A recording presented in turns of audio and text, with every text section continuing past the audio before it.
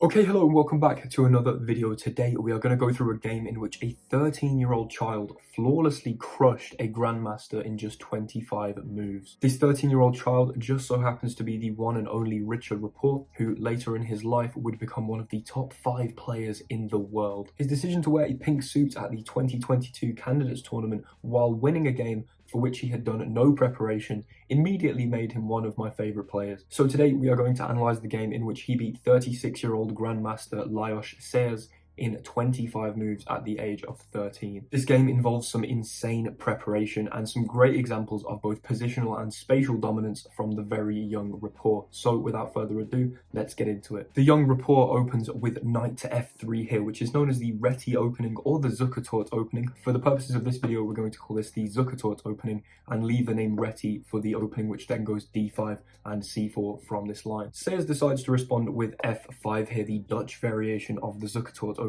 named after Elias Stein, who recommended f5 against d4 as the Dutch defense in his book in 1789. Here, Rapport goes for a fianchetto idea with g3, and after we see some standard development knight to f6 from Sayers, he plays bishop to g2. This move places the bishop on the long diagonal here and vacates the way to castle kingside in the shortest amount of moves possible, with knight f3, g3 and bishop g2 only being 3 moves before being able to castle. Sayers plays g6 here. He wants to put the bishop on g7, a similar fianchetto idea, and keep the bishop round the black king as a primary defender of the dark squares, which have been weakened by the move f5. This is exactly what we see after castles and bishop g7, and we now begin to see a transposition with the move c4 from Rapport. Kingside castles here and d4, and for any of you who are familiar with the Catalan, for instance, you'll notice that these first 6 moves, d4, c4, knight f3, g3, bishop g2 and kingside castles, are the first 6 moves in a lot of Catalan ideas. Now this isn't a Catalan, but after the move d6 we see knight c3 and then knight c6 here, and we do transpose exactly into the Dutch defense Leningrad variation, Matulovic variation. There are nearly 2,000 games in the Lichess Masters database in this exact position, and even at the age of 13, Rapport knows his theory well. He plays the best, most common move, d5 here. This forces Sayers to make a decision about where is this knight going to go. I mean, it's been attacked by a pawn, it has to go somewhere. Well, there are 1,600 games in this exact position, and in basically exactly half of them, we see knight to e5, and in the other half, we see knight to a5. If the move knight to e5 had been played here, then we would have seen knight takes, and after pawn takes, maybe a move like queen to b3, trying to get on this weaker light square diagonal. But Sayers opts for the more interesting knight to a5. Now, as the general chess maxim goes, knights on the rim are dim. This violates some principles, but it does attack the c4 pawn here. The most natural move is in fact the best move here, b3, strengthening the c4 pawn, trapping this knight, vastly restricting the movement of the knight, and of course winning connect 4 as well. Now, a supposed drawback of this move b3 is that it vastly weakens this diagonal on which the black bishop is so well placed. This leads to the seemingly strong tactic of the move knight to e4 here, and as you can see by these arrows, I mean, the knight is attacked twice, once from the uncovered bishop and once just from this knight on e4 here, and the knight is pinned to the rook on a1. At first glance, this position does not look good for white at all. I mean, the knight is attacked twice and it's pinned to a more valuable piece so it can't move.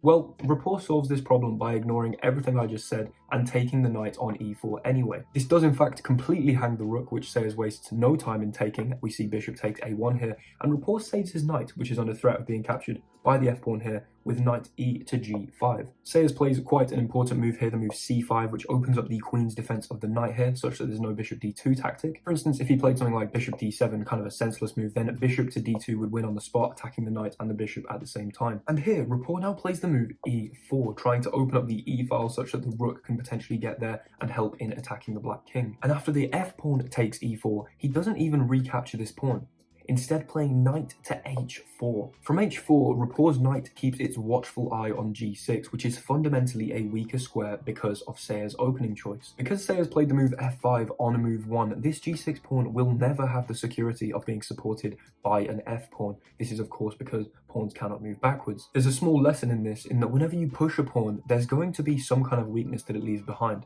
Now, generally speaking, you've got enough compensation by pushing that pawn to justify it. However, you've always got to think about what holes you're leaving in your position. This level of understanding, playing knight to h4 to keep an eye on g6, which you'll see is very, very important, just amazes me coming from a 13-year-old kid. Sayers here retreats the bishop to f6, trying to, remove one of these pesky knights that are looking way too uncomfortably close to the black king. But here we see that the move e4 wasn't just about playing e4 to open the e file, but it was playing e4 to provide this bishop with a means by which to get into the game as well. This move mounts further pressure on the g6 pawn, so much so that if black plays something stupid like b6, trying to get their knight back into the game, there is already a crazy tactic. If the move b6 had happened, we would have seen knight takes h7, and if king takes, there is queen h5 check. The queen, of course, cannot be taken because this bishop exerts a pin to the pawn here. After the move king g8 and then bishop takes g6, once this g6 pawn falls, mate is going to follow. The most resilient defense is rook to f7, taking the rook, king comes up, queen g6, king goes back, and then queen g8 would have been checkmate. The position, much like my new trim, is already that sharp. So here, Sayers, being a grandmaster of course, sees this threat and decides to take the knight here. But after the move bishop takes g5, we see that he's been forced to give up the dark squared bishop, the primary defender of these holes around his king. There are now some exploitable holes in black's defense, and that's not a great thing for Sayers. Despite the material deficit here, Rapport is down a full exchange, a dark square bishop for a rook.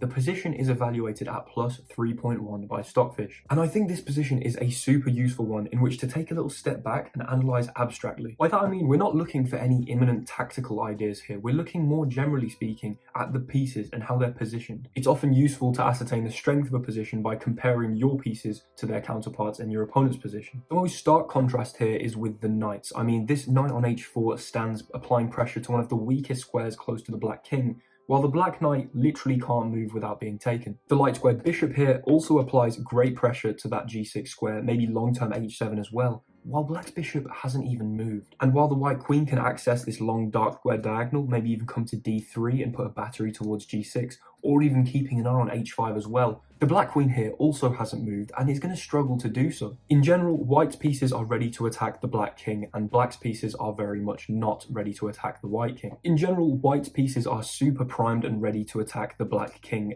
Black's pieces, the same cannot be said. It's due to all of this that Sayers tries this move rook to f6 here. This move is an attempt to sacrifice the exchange back in favour of white, such that if takes, we would see takes here, and the position would look a little less dire for black. The move f5 would hopefully restrict the play involving g6, kick the light squared bishop, and maybe black would get time to go for this idea of b6 and bring the knight back into the game. Rapport, however, doesn't take the rook. Why would he? He just develops his final undeveloped piece with rook to e1 here. We see queen to f8 from Sayers. He scrambles to try and get at least some of his pieces to the defense of the black king, but now Rapport cashes in. Bishop takes f6, queen takes f6, and bishop to f3. Now, bishop to f3 seems like an innocuous move. It doesn't really seem like it does much, but you'll see what it does. It battles for one of the weakest squares in the position. Sayers plays the move a6, preparing this move b5, expanding on the queen side and giving the b7 square for the knight to try and get back into the game. And after the move queen to e2, attacking this backwards e pawn here, we see king to f8, defending said pawn,